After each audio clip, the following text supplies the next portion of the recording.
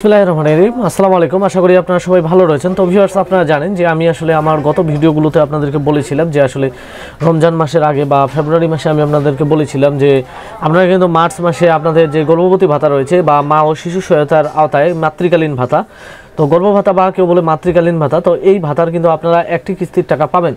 তো তখন আপনারা আমাকে অনেক অপগ্রস্ত করেছেন এবং আমাকে অনেক রকম খারাপ ভাষায় গালিগালাজ করেছেন, কিন্তু আসলে আমি যে আপনাদেরকে তথ্যগুলো দেই এগুলো কিন্তু আমি মন্ত্রণালয় বা আপনাদের যে অ্যাকাউন্টস অফিস আইবিএস এবং বাংলাদেশ ব্যাংকের সাথে সঠিক তথ্য রেখে কিন্তু তথ্যগুলো দেই।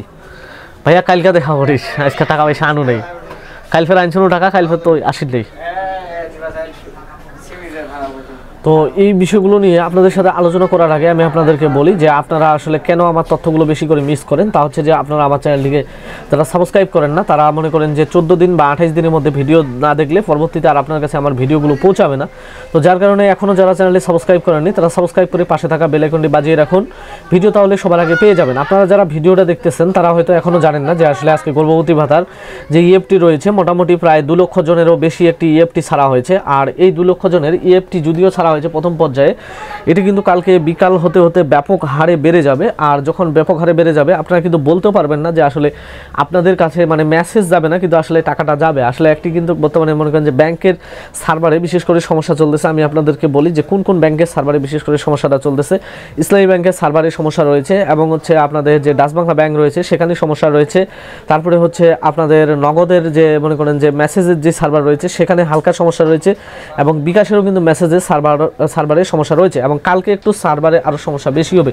কারণ আপনারা জানেন যে কালকে আমাদের যে মনে করেন যে মহান ধরতে গেলে একটা বিজয় দিবস বা মনে করেন যে আপনাদের যে মানে 1971 সালে এই দিনই মনে করেন যে বাংলাদেশে একটা কালো অধ্যায় নেমে আসে, যে যুদ্ধের কারণে আজকে মনে করেন একটা স্বাধীন বাংলাদেশ পেয়েছি। তো তার কারণে কালকে কিন্তু অনেক অফিস আদালত বন্ধ থাকবে, যদিও মনে করেন যে ইএফটি একটি জরুরি মাধ্যম, এটি ছাড়া হবে। তবে মূল কথা হলো যে কালকে কিন্তু প্রথম প্রহরে ইএফটিটা কম যাবে, কারণ আপনারা জানেন যে প্রথম প্রহরে কালকে মনে করেন যে স্মৃতিসৌধ শহীদ মিনার এগুলোতে মনে করেন যে বিভিন্ন প্রকার আমাদের মনে করেন যে বাঙালির যে স্বাধীন একটি সাংস্কৃতিক অনুষ্ঠান রয়েছে এগুলোর মধ্য দিয়ে যাবে। তো যার কারণে মোটামুটি এই কুচকাওয়াজগুলো করতে সকাল 10টার পরে থেকে কিন্তু আপনাদের বা 11টার পর থেকে আপনাদের ইএফটি যাবে। তবে আশা করি তারপরেও মনে করেন আমি আপনাদেরকে বলেছিলাম যে আসলে আপনাদেরকে বলা আমার যে কথাটা, এই কথাটার মনে করেন যে একটা মূল্য থাকলো, যে আমি আপনাদেরকে বলেছিলাম যে আসলে 25 তারিখের পরেই কিন্তু আপনাদের গর্ভবতীর ভাতার টাকাটা মিলবে। তো এটা কিন্তু আপনারা পেয়ে গেলেন।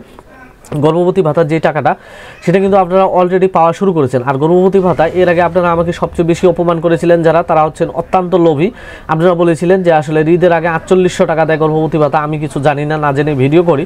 তো এরা এরা মনে করেন যে আজকে এদের কারণে মনে করেন যে বাংলাদেশের এই অবস্থা, যে একজন স্বৈরাচার 17 বছর শাসন করে গেল।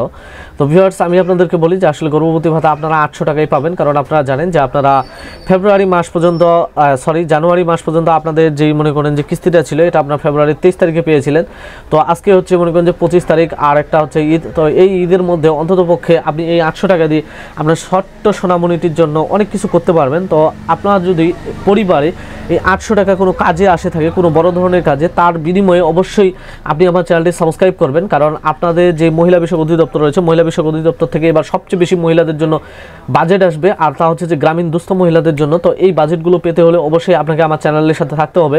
কিভাবে সম্পূর্ণ ফ্রিতে আপনারা এই ভাতাগুলো আবেদন করবেন, কিভাবে এগুলো পাবেন, কবে নোটিশ হবে, যেরকম ভিজিডি 30 কেজি চাল আপনার ফ্যামিলির জন্য অনেকটা মনে করেন যে স্বচ্ছতা বয়ে আনবে, এটা আপনি কিভাবে পাবেন। এবং আপনাদের গর্ভবতী ভাতার একটি কিন্তু ভেরিফিকেশন চলবে, ভেরিফিকেশনে গর্ভবতী ভাতার অসংখ্য মানুষকে বাদ দেওয়া হবে। তো এগুলো থেকে নিজেদেরকে কিভাবে আপনার অ্যাকাউন্টটা বাঁচিয়ে রাখবেন সে বিষয়গুলো জানতে হলে পরবর্তী ভিডিওতে আমার ফ্লো করার জন্য আপনার চ্যানেলটিকে আপনারা সাবস্ক্রাইব করে পাশে থাকা বেল আইকনটি বাজিয়ে রাখবেন এবং ভিডিওতে লাইক বেশি করলে ভিডিও সবার আগে আপনার কাছে পৌঁছে যাবে। এবং কোথায় বুঝতে সমস্যা হলে কমেন্ট করবেন। আর যারা এখন পর্যন্ত ভাতার টাকা পাননি, অর্থাৎ গর্ভবতী ভাতা, তারা কিন্তু আপনাদের অ্যাকাউন্টগুলো চেক করুন, দেখবেন যে আপনাদের অ্যাকাউন্টে টাকাগুলো চলে গেছে বা অনেকজনের যায়নি। হাই হতাশা হবে না, ইএফটিগুলো আস্তে আস্তে ছাড়া হবে।